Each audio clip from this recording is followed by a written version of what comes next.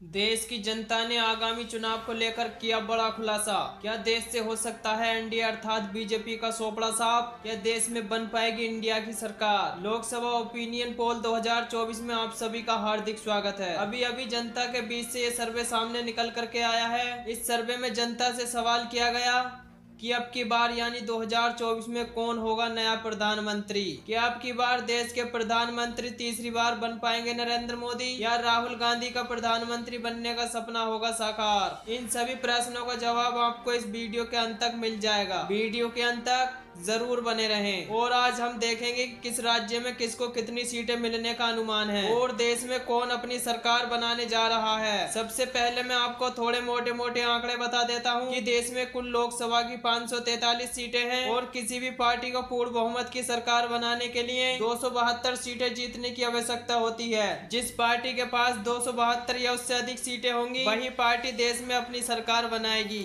अब की बार जनता किसे सौंपेगी सत्ता? आप अपनी राय कमेंट बॉक्स में लिखकर हमें बता सकते हैं कि आप अब की बार देश में किसकी सरकार देखना चाहते हैं, क्योंकि जनता की राय लोकतंत्र को मजबूत बनाने के लिए महत्वपूर्ण होती है। बने रहिए हमारे साथ। चलिए शुरू करते हैं और देखते हैं सबसे पहला राज्य। इसी के साथ यदि हम बात करें केरल राज्य की, केरल राज्य में लोकसभा की कुल 20 सीटें हैं। यहाँ पर बीजेपी के खाते में 3, जबकि इंडिया महागठबंधन के खाते में 12 लोकसभा सीट जाती दिख रही हैं। और यदि यही बात करें हम अन्य दलों की, तो अन्य दलों के खाते में 5 लोकसभा सीट जाती दिख रही हैं। यहाँ पर इंडिया महागठबंधन को काफी फायदा होता नजर आ रहा है, जबकि बीजेपी भी अन्य को थोड़े थोड़े नुकसान का सामना करना पड़ सकता है। चलिए इसी के साथ यदि हम बात करें दिल्ली राज्य की, दिल्ली राज्य में लोकसभा की कुल 7 सीटें हैं। यहाँ पर बीजेपी के खाते में 3, जबकि इंडिया महागठबंधन के खाते में 4 लोकसभा सीट जाती दिख रही हैं। यहाँ पर बीजेपी को 1 सीट से नुकसान का सामना करना पड़ सकता है, जबकि इंडिया महागठबंधन को यहाँ पर 1 सीट से फायदा होता नजर आ रहा है। यहाँ पर भी अन्य का खाता खुलने की कोई संभावना नहीं है। इसी के साथ यदि हम बात करें मणिपुर राज्य की, मणिपुर राज्य में लोकसभा की कुल 2 सीटें हैं। यहाँ पर बीजेपी का खाता खुलने की कोई संभावना नहीं है। मणिपुर की 2 लोकसभा सीट इंडिया महागठबंधन के खाते में जाती दिख रही हैं और यहाँ पर भी अन्य का खाता खुलने की कोई संभावना नहीं है। मणिपुर राज्य में भी बीजेपी का सोपड़ा साफ होता नजर आ रहा है। चलिए इसी के साथ यदि हम बात करें त्रिपुरा राज्य की, त्रिपुरा राज्य में लोकसभा की कुल 2 सीटें हैं। यहाँ पर बीजेपी के खाते में 1, जबकि इंडिया महागठबंधन के खाते में भी 1 लोकसभा सीट जाती दिख रही है। यहाँ पर बीजेपी व इंडिया के बीच बराबर की टक्कर देखने को मिल सकती है, जबकि अन्य को यहाँ पर बिना सीट के ही संतोष करना पड़ सकता है। चलिए इसी के साथ यदि हम बात करें हिमाचल प्रदेश की,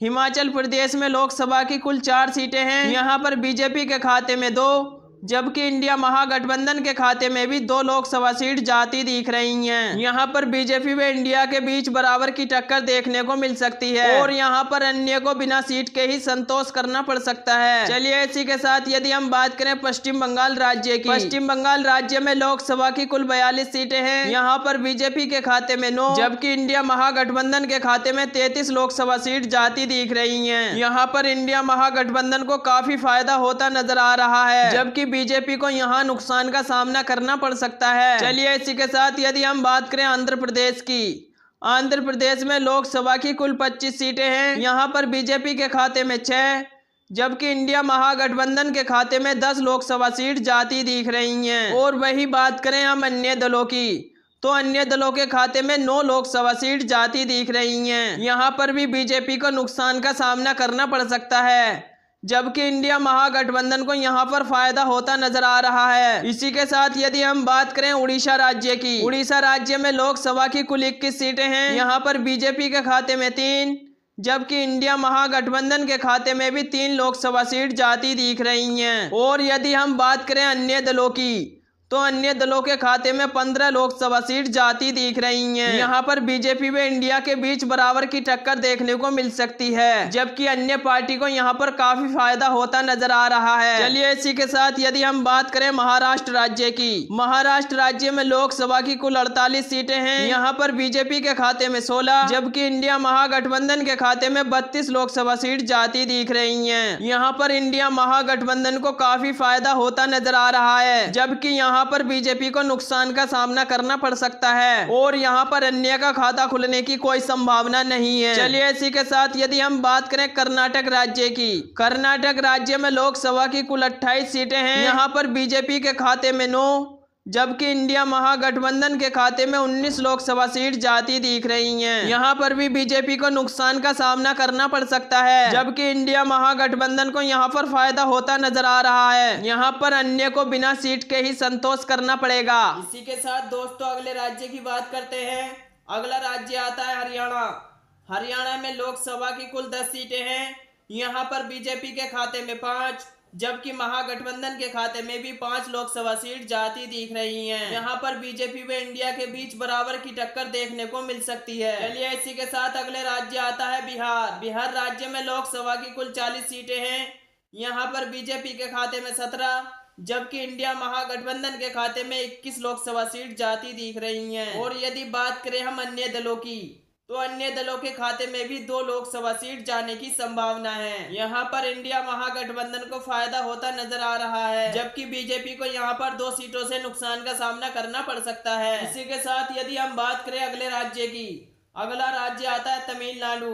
तमिलनाडु में लोकसभा की कुल 39 सीटें हैं। यहाँ पर बीजेपी के खाते में 13, जबकि इंडिया महागठबंधन के खाते में 26 लोकसभा सीट जाती दिख रही हैं। यहाँ पर बीजेपी को नुकसान का सामना करना पड़ सकता है, जबकि इंडिया महागठबंधन को बीजेपी की दुगनी यानी 26 लोकसभा सीट जाती दिख रही हैं। चलिए इसी के साथ यदि हम बात करें छत्तीसगढ़ राज्य की, छत्तीसगढ़ राज्य में लोकसभा की कुल 11 सीटें हैं। यहाँ पर बीजेपी के खाते में 5, जबकि इंडिया महागठबंधन के खाते में 6 लोकसभा सीट जाती दिख रही हैं। यहाँ पर बीजेपी को 1 सीट से नुकसान का सामना करना पड़ सकता है, जबकि इंडिया महागठबंधन को यहाँ पर 1 सीट से फायदा होता नजर आ रहा है। इसी के साथ यदि हम बात करें पंजाब राज्य की, पंजाब राज्य में लोकसभा की कुल 13 सीटें हैं। यहाँ पर बीजेपी का खाता खुलने की कोई संभावना नहीं है। पंजाब राज्य की 13 लोकसभा सीटों में से इंडिया महागठबंधन के खाते में 7, जबकि अन्य दलों के खाते में 6 लोकसभा सीट जाती दिख रही हैं। यहाँ पर इंडिया महागठबंधन को 1 सीट से फायदा होता नजर आ रहा है, जबकि यहाँ पर बीजेपी की लुटिया डूबती नजर आ रही है। चलिए इसी के साथ यदि हम बात करें गोवा राज्य की, गोवा राज्य में लोकसभा की कुल 2 सीटें हैं। यहाँ पर बीजेपी व इंडिया महागठबंधन के बीच बराबर की टक्कर देखने को मिल सकती है। गोवा राज्य की 2 लोकसभा सीटों में से बीजेपी के खाते में 1, जबकि इंडिया महागठबंधन के खाते में भी 1 लोकसभा सीट जाती दिख रही है। इसी के साथ यदि हम बात करें मध्य प्रदेश राज्य की, मध्य प्रदेश राज्य में लोकसभा की कुल 29 सीटें हैं। यहाँ पर बीजेपी के खाते में 16, जबकि इंडिया महागठबंधन के खाते में 13 लोकसभा सीट जाती दिख रही हैं। यहाँ पर भी बीजेपी को काफी फायदा होता नजर आ रहा है, जबकि इंडिया महागठबंधन को यहाँ पर नुकसान का सामना करना पड़ सकता है। यहाँ पर अन्य दल का खाता खुलने की भी कोई संभावना नहीं है। चलिए इसी के साथ यदि हम बात करें जम्मू कश्मीर राज्य की, जम्मू कश्मीर राज्य में लोकसभा की कुल 6 सीटें हैं। यहाँ पर बीजेपी व इंडिया के बीच बराबर की टक्कर देखने को मिल सकती है। जम्मू कश्मीर की 6 लोकसभा सीटों में से बीजेपी के खाते में 3, जबकि इंडिया महागठबंधन के खाते में भी 3 लोकसभा सीट जाती दिख रही हैं। यहाँ पर भी अन्य का खाता खुलने की कोई संभावना नहीं है। चलिए इसी के साथ यदि हम बात करें तेलंगाना राज्य की, तेलंगाना राज्य में लोकसभा की कुल 17 सीटें हैं। यहाँ पर बीजेपी के खाते में 5, जबकि इंडिया महागठबंधन के खाते में 12 लोकसभा सीट जाती दिख रही हैं। यहाँ पर इंडिया महागठबंधन को काफी फायदा होता नजर आ रहा है, जबकि बीजेपी को यहाँ पर थोड़ा झटका लगता हुआ नजर आ रहा है। यहाँ पर भी अन्य का खाता खुलने की कोई संभावना नहीं है। चलिए इसी के साथ यदि हम बात करें राजस्थान राज्य की, राजस्थान राज्य में लोकसभा की कुल 25 सीटें हैं। यहाँ पर बीजेपी के खाते में 16, जबकि इंडिया महागठबंधन के खाते में 9 लोकसभा सीट जाती दिख रही हैं। यहाँ पर भी अन्य का खाता खुलने की कोई संभावना नहीं है। यहाँ पर बीजेपी को काफी फायदा होता नजर आ रहा है, जबकि इंडिया महागठबंधन को यहाँ पर नुकसान का सामना करना पड़ सकता है। इस प्रकार हमने 543 सीटों का सर्वे विस्तार से जाना, जिसमें देखा गया भाजपा के खाते में 201, जबकि इंडिया महागठबंधन के खाते में 288। वे अन्य दलों की बात करें तो अन्य दलों के खाते में 54 लोकसभा सीट जाती दिख रही हैं। और शुरू में ही बता दिया गया था कि बहुमत का आंकड़ा 272 सीटों का माना जाता है, जबकि महागठबंधन के खाते में 288 लोकसभा सीट जाती दिख रही हैं। इस ओपिनियन पोल के आधार पर हम कह सकते हैं कि महागठबंधन अपनी सरकार बनाने जा रहा है। और आपको क्या लगता है, देश में आप किसकी सरकार बनते देखना चाहते हैं? कमेंट करके जरूर बताएं, क्योंकि जनता की राय लोकतंत्र को मजबूत बनाने के लिए महत्वपूर्ण होती है। इसीलिए अपनी राय अवश्य दें। धन्यवाद।